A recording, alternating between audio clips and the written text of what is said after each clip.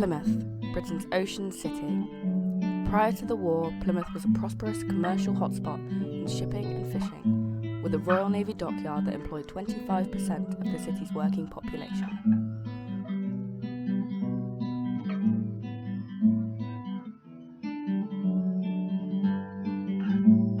The first bombs fell on Plymouth in July 1940 and the last in April 1944, just before D-Day. The main damage was inflicted on the city centre, the historic Guildhall and St Andrew's Church. At the time, the government and press censored stories about the severe damage caused in Plymouth, and instead they concentrated their stories on London and Coventry. The Royal Navy cleared the streets of rubble, and Pace and Watson closed the city centre for 1 month while the Royal Engineers dynamited and removed the remaining buildings which were considered unsafe. The population of the city centre fell to just over half its pre-war total, and the city's income fell by 1/3. Plymouth was described as the most devastated city in England. More than 1,000 civilians were killed, a further 3,000 injured, and 40,000 were made homeless. Almost 4,000 houses were destroyed and a further 18,000 seriously damaged, with 20,000 people displaced.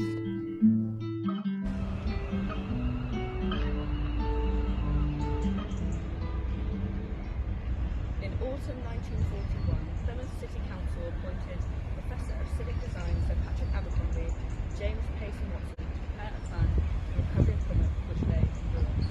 The plan for Plymouth was later published in March 1944.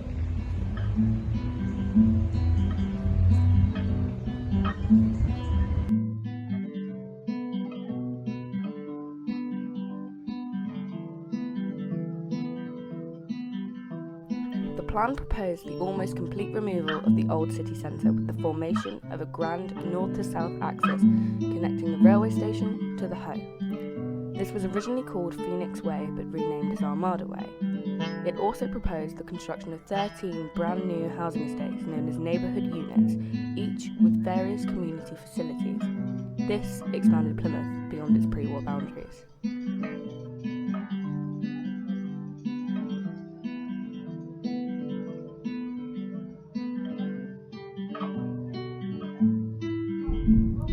Abercrombie despised all things Victorian and argued to remove the Victorian houses of the West Hoe, even though they were unscathed.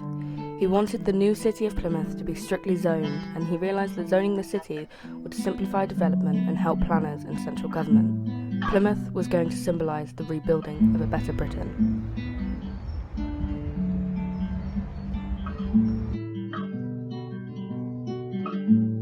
The reconstruction of the city centre began in 1947 with the construction of Royal Parade.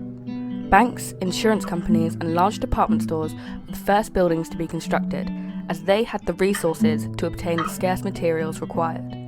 It overall took around 15 years for the city to be reconstructed.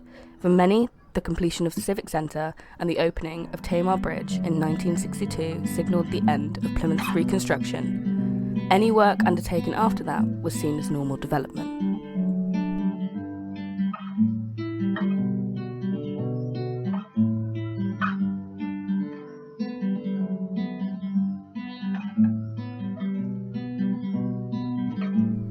Plymouth, so much more than just Britain's ocean city.